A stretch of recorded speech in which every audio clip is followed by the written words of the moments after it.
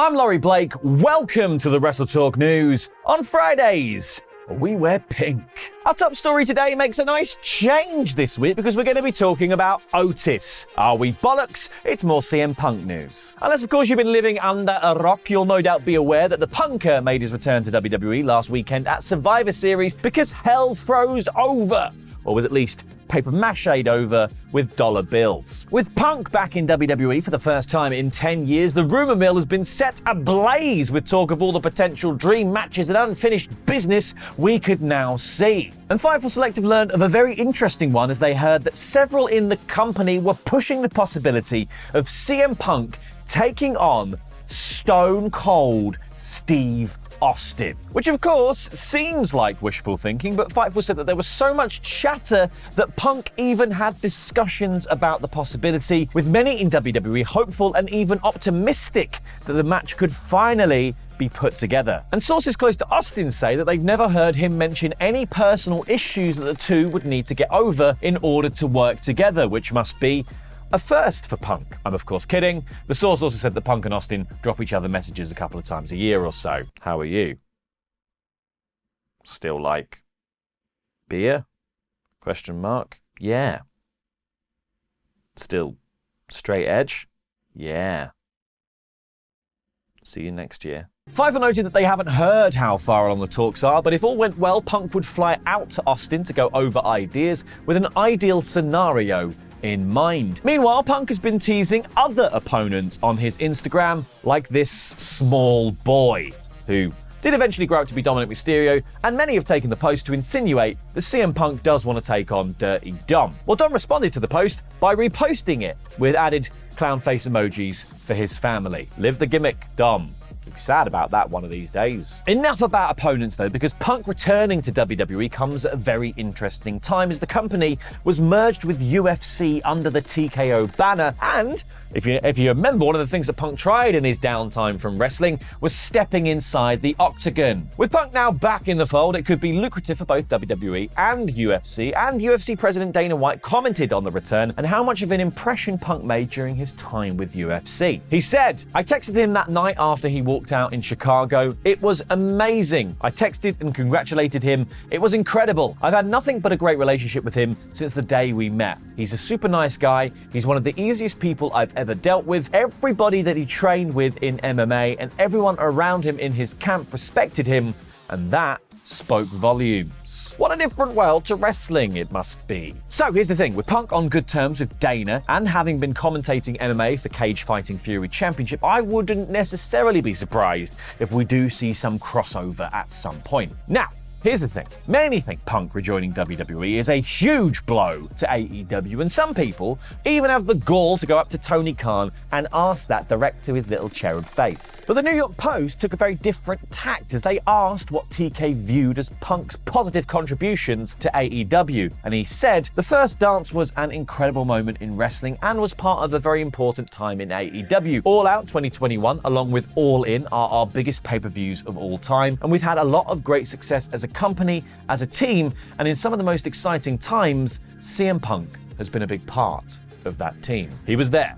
Thank you, Tony. Back to the studio. Meanwhile, Pete Rosenberg on Cheap Heat cornered a man who historically knows a thing or two about being unpopular in the locker room, Shawn Michaels. Michaels said, "I understand business. I wasn't always the most popular guy with people, but I was really good at my job. I feel like that's one of the reasons I've had one here in the WWE for almost 40 years. I'm dependable and I'm good at my job. If you're that, there is always an opportunity here if you want one." Stories like this are always fantastic, even if they're controversial. That's part of what makes them fantastic. Now, with all the buzz of CM Punk's move to WWE, we've all somehow already forgotten about the second biggest free agent signing of the year. It's Mr. Woo Energy himself, Ric Flair.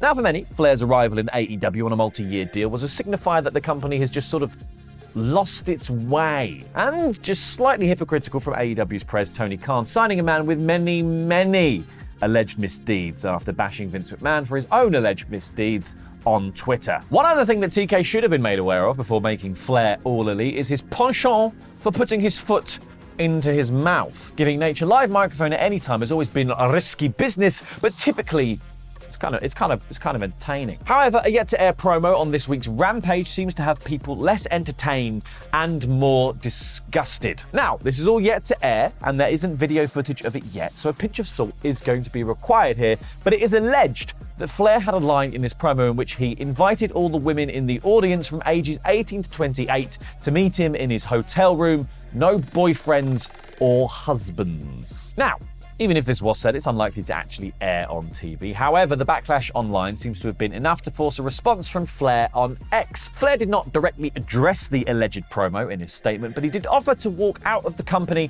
if his presence becomes a problem. Walk out pretty quickly with all the energy drink he's been drinking. Flair said, capitalizing every single word, "I am so tired of hearing all this negativity. I don't need to work, and I don't need the money. Can't I simply enjoy being by my dear friend Sting's side for the next few months without so much hatred? I know I'm old, but that doesn't mean I can't enjoy life. I have earned the right to do whatever I want, and I'm exactly where I want to be. I appreciate everything, Tony Khan, but I'm more than willing to walk away if I am embarrassing you and your company. All I can say is, I'm sorry." Speaking of AEW stars in hot water, we now move on to the star of the company and some potential heat on him from within his own locker room. Despite having both extensive swelling on his hip and a torn labrum, the AEW World Champion is continuing to appear on AEW TV and is set to still compete at not only AEW World's End on December 30th, but also a tag team match alongside Samoa Joe on next week's Dynamite. Despite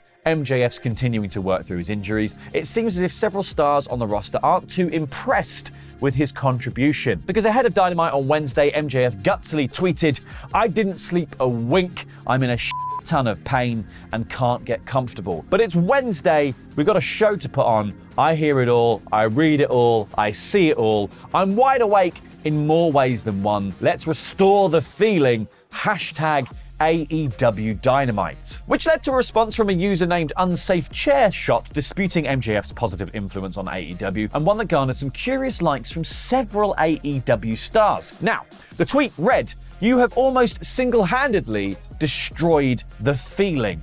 Lol." And this anti-MJF message was liked by 3 stars not seen on AEW TV recently: a Britt Baker, a Sammy Guevara, and Jack, a Crimea River Perry. Now, as mentioned on yesterday's news, Baker has already been critical of her lack of promo time compared to MJF and Christian Cage. Guevara has been off TV with a concussion but is reportedly cleared to return. And Perry, well, do I even need to remind you why he's not on TV?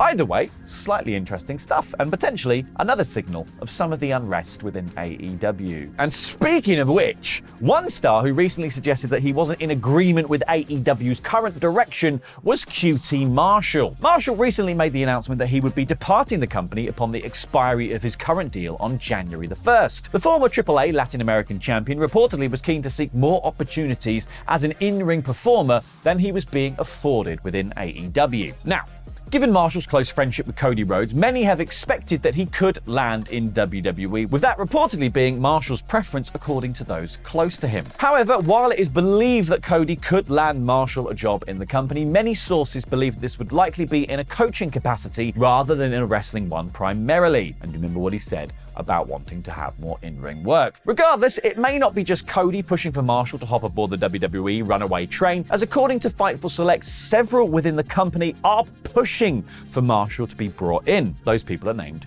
Cody Rhodes and Stardust. It's unclear who this is in reference to, however, there is some evidence recently that Marshall would be a popular recruit. Following the news of Marshall's departure, Senor Money in the Bank Damian Priest posted an image to his Instagram story of himself and QT during their time as a tag team known as the Real Life Heels on the Independents, captioning the image, "Good times."